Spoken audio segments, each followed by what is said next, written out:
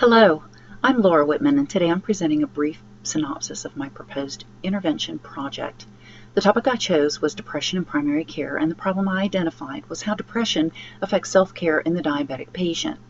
80% of diabetic patients have a concurrent diagnosis of depression.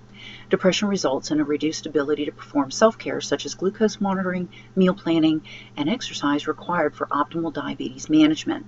This self-care leads to increased risk of complications and death resulting from poorly controlled diabetes.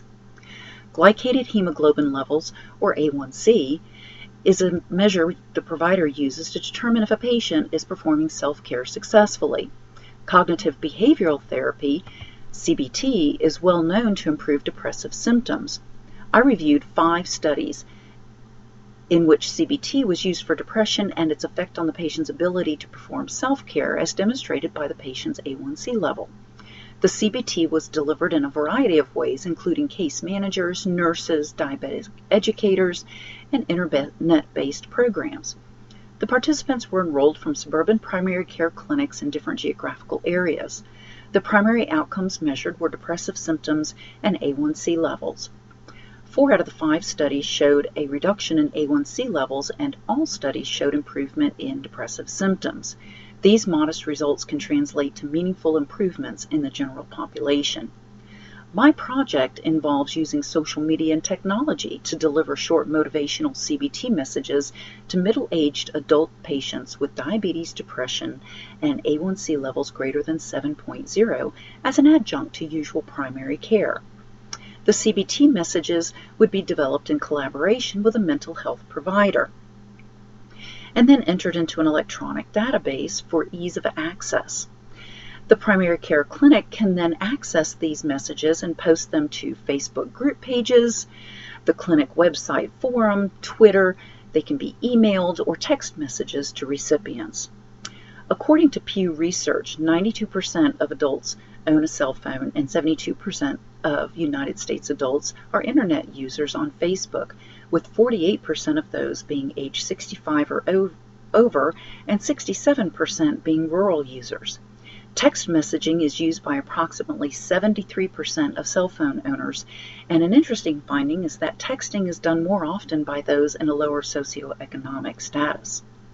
Social media forums include Facebook group pages, a group forum page on the clinic's website, or Twitter.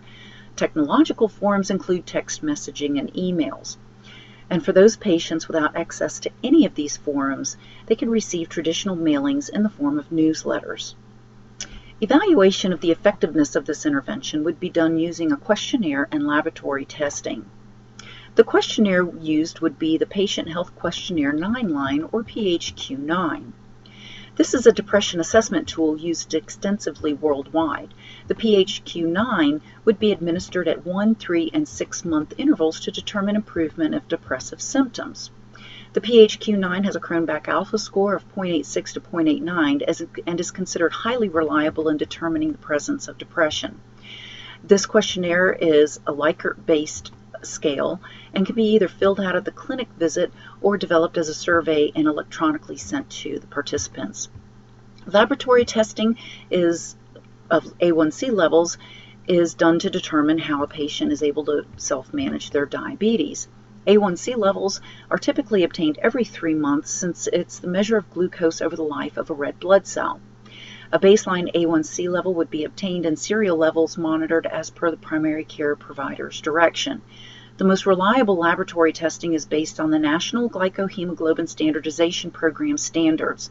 The NGSP has a list of certified methods and laboratories for use by the primary care clinic. Although point-of-care or home testing of A1C is available, it is not considered very reliable.